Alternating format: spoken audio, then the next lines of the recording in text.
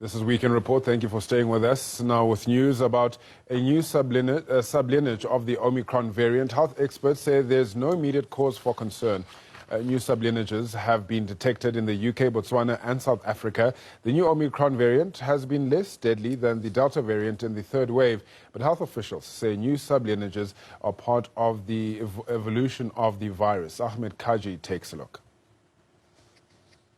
According to data coming out of South Africa's health sector, there are suggestions that new sublineages may be causing an increased share of reported COVID-19 cases in the country, particularly in Gauteng and KwaZulu-Natal. The sublineages have been detected in South Africa, Botswana, Belgium, Germany, Denmark and the United Kingdom.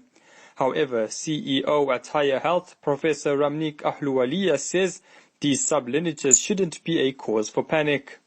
I wanted to clearly speak out that this is nothing of no high alert to South Africa. This is normal viral evolution, and these subvariants are shown to be slightly more transmissible, but they're still from the same offspring of Omicron, which means our immune system seems to be stronger and still able to counter what we call it as, even though we've seen the two new subvariants seen with spikes in UK or all over the world, including in South Africa. The Omicron variant has seen higher transmissibility but fewer fatalities. This has coincided with the higher uptake of vaccinations across the country.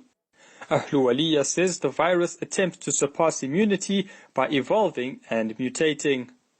What happens is what this virus is trying to continuously do is trying to change its shape and color all the time to develop into something which it enters our human body and is not recognized by our immune system so that it can escape, and that's how we see breakthrough infections. So it can escape our first line or second line, but we are very hopeful that our third line of defense, which is our memory defense, recognizes eventually this coronavirus and eventually takes over. Ahluwalia says the severity of a variant is based on its clinical patterns. Now, what we've clearly seen is that the BA.2, which was a subvariant of Omicron, had a higher virulence or slightly different clinical patterns as the original Omicron came and caused us the fourth wave.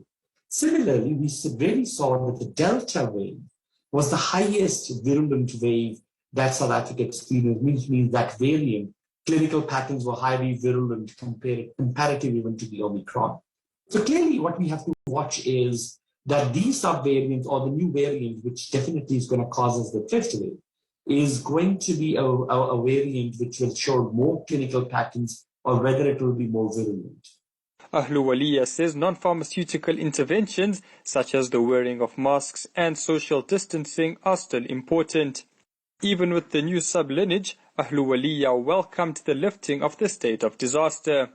This is timely to remove the national state of disaster, but what we need to warn South Africans or everyone is that removal of a national state of disaster doesn't mean that we are out of this pandemic. COVID-19 is nowhere close to even becoming endemic, which is it will become like a seasonal flu or something. No, it still is a very dangerous virus. Now, what I'm trying to inform is that it's still a pandemic.